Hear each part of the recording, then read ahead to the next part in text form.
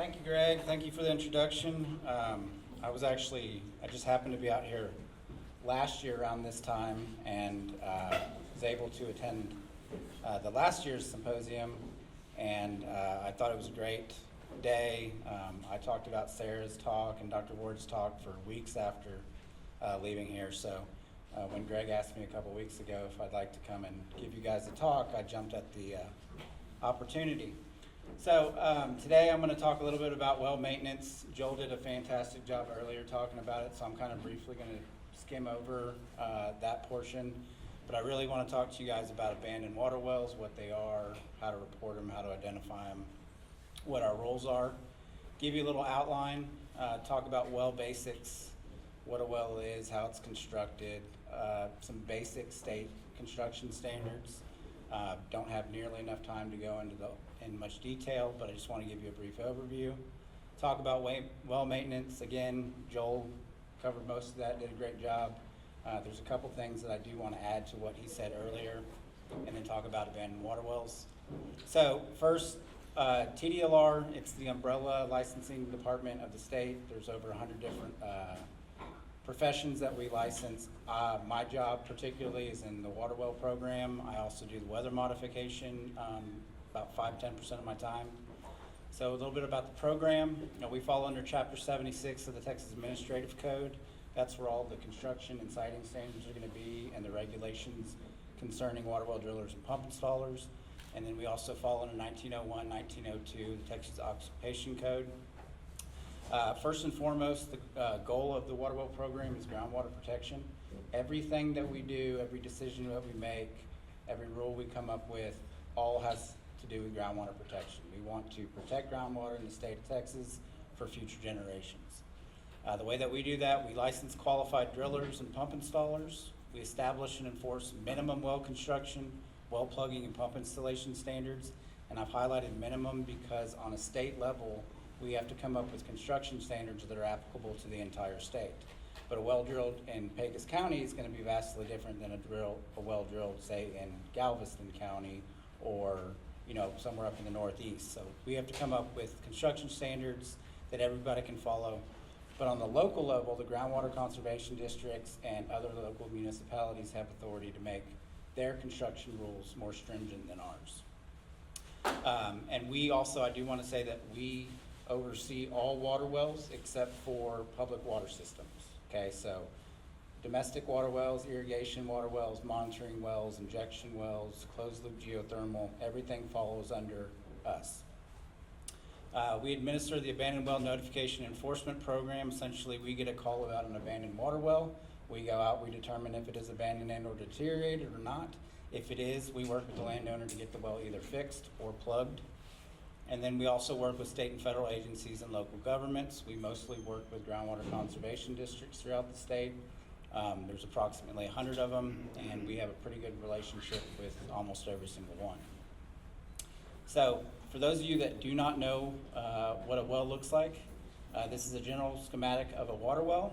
So first, a driller will drill a borehole, and then they'll set the casing, and then they'll seal it up, and they may add a filter pack prior to sealing it up around the well screens. The well screens where the water actually comes into the well, and they'll put a filter pack around that to aid in the filtration so that the water getting into the well is not dirty, got a bunch of sediment in it.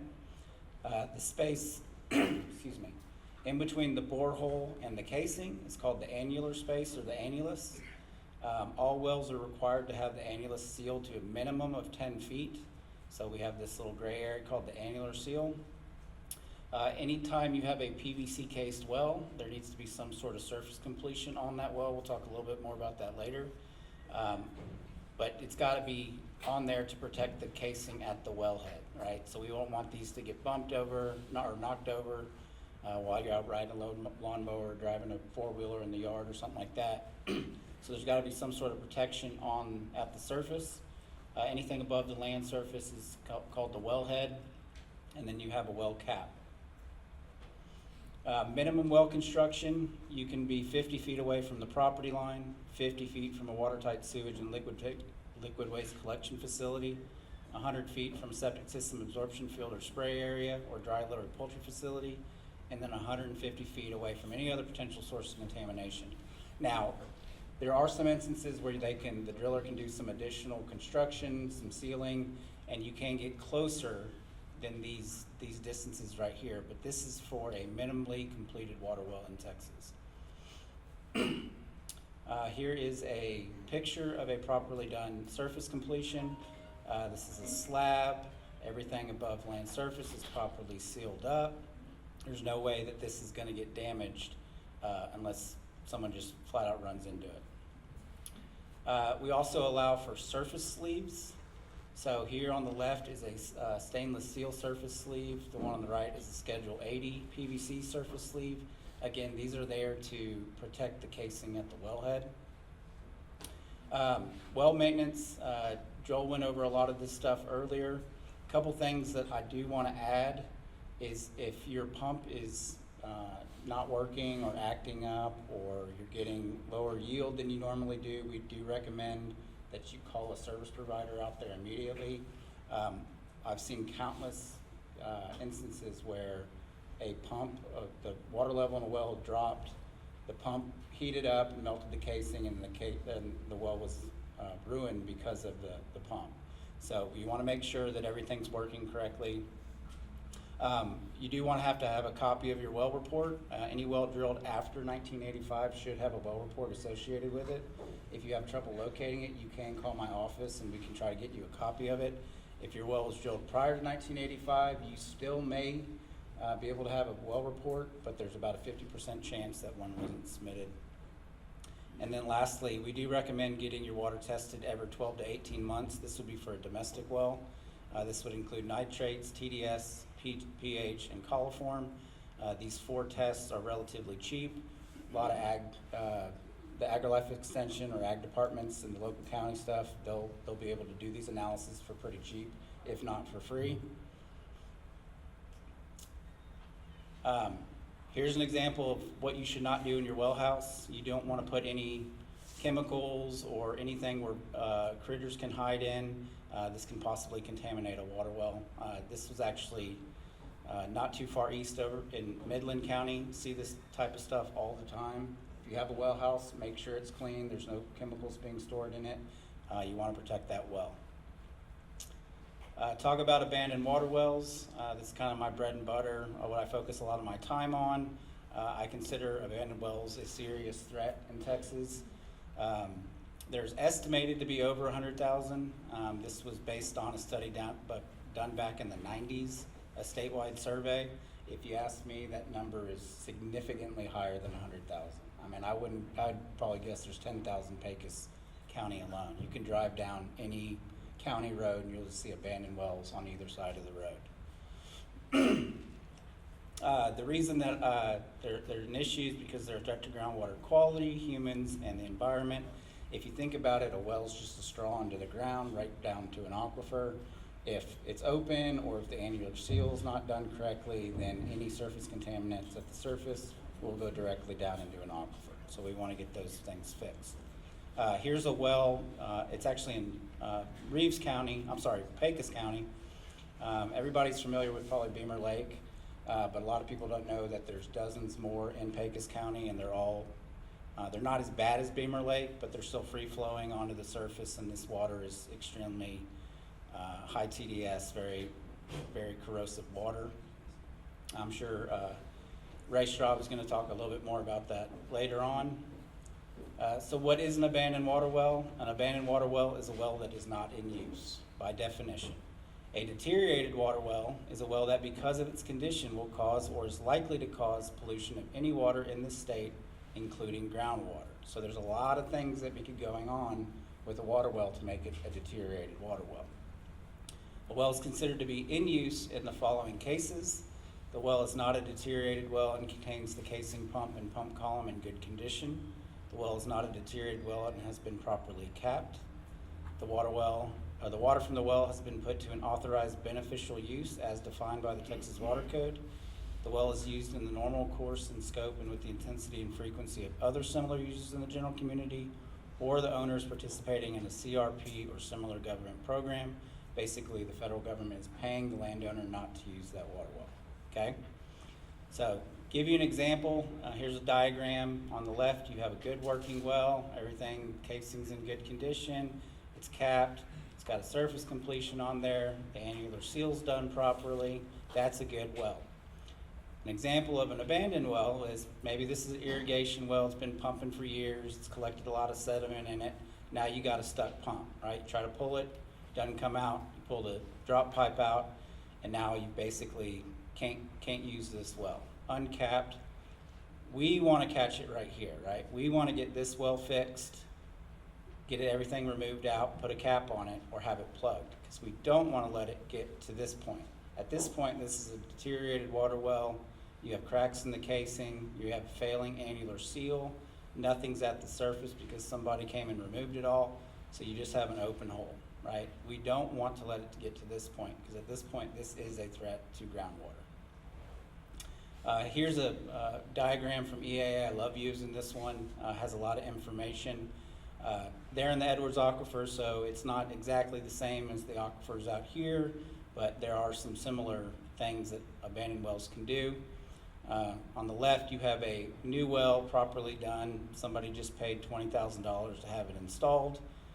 Except right next to it is an abandoned deteriorated well that's allowing chemicals at the surface and chemicals from shallow contaminated groundwater down into the water-bearing zone, right where this new expensive well is, right?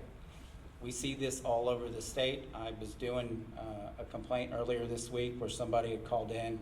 They had a brand new well installed and they had the water test. It came back for E. coli. They chlorinated, shock chlorinated it. Tested it again, still E. coli, so they called us, tried to figure out what's going on. They thought maybe it was the construction of the well. I went out and looked at it. Well seemed to be fine, but as I was looking around the property, I noticed there was an old abandoned windmill right in the middle of their horse pen.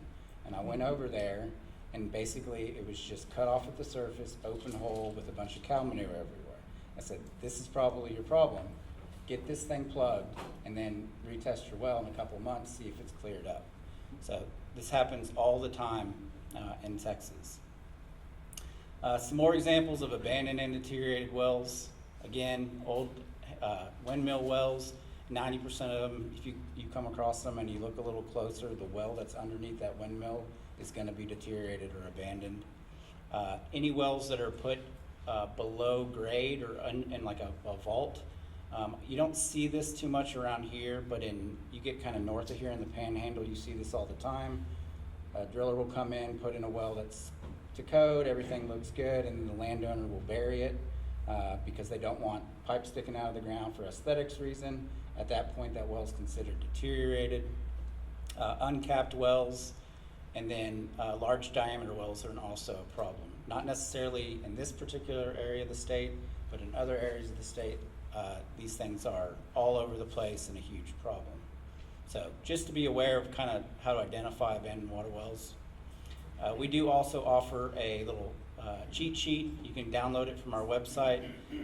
If you have a well that you suspect being abandoned and or deteriorated, get this and go through it, and it'll just ask you a bunch of questions. Depending on what you answer, it'll tell you if it's abandoned and or deteriorated. The state does have an abandoned well site where you can go on and make complaints about abandoned water wells. So if you've identified a well or you think that a well may be identified, you can go onto the system and report the well. All we need is the address of the well, but any additional information that you have will be definitely beneficial. Once we receive these complaints, what we do is we contact the landowners, let them know that a complaint has been opened. We go out, we look at the well. Again, if it is abandoned and or deteriorated, we have the landowner plug the well or bring it into compliance. Sometimes wells can be expensive to plug, so we will work with the landowner to get the issue resolved. Large diameter wells are especially dangerous for small children and animals. Here's just two examples of what's happened in the past couple of years. In South Texas, a small child fell down a hole. Grandfather had drilled a well on his property, didn't produce anything, he just left an open hole. About 10 years later, he was out hunting with his son and his grandson, and they turned around, the kid wasn't there. They quickly found out what had happened, and after a very long rescue by the local fire department, the child was saved. Unfortunately, that's not always the case.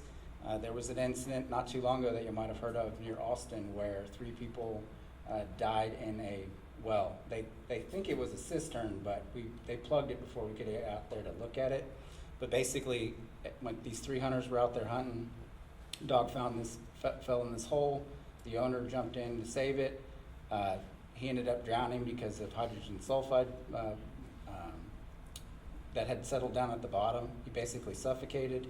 The 2 other individuals jumped in after him to save him, and all 3 of them died. So there were lots of reports all throughout Texas when that happened. These are a major, potential source of liabilities to not only you, but, groundwater in general. So if you have these or you're aware of these, please do report them to us or have them plugged. Here's a screenshot of TDLR's website. We license a bunch of different agencies or different professions, but if you go up to license type, you go to water well drillers, you go to our main page. That's how you get to a lot of this information, including links to the reporting and links to that form I talked to you about earlier about abandoned water wells. And with that, I will answer any questions that y'all might have about water wells in general. So, Skylar. So all of those flowing wells in Macon County, they're, the bill that's recently passed in the state legislature is not near enough money to flood all those wells. Yeah. Has there been any conversation with anybody on the federal side to put pressure on the state to require the state to step up and flood those wells? I'm sure there has been, but I'm not intimately aware of that. Has any of it yielded any response? Not from my agency. So the bill specifically through TCEQ and the Railroad Commission, we had wanted it to kind of fall under our preview and we distribute it, but then they ultimately decided to go through TCEQ and the Railroad Commission. One thing that we have said is that it's going to have to be done by a water well driller, or at least have a water well driller on site to plug the well.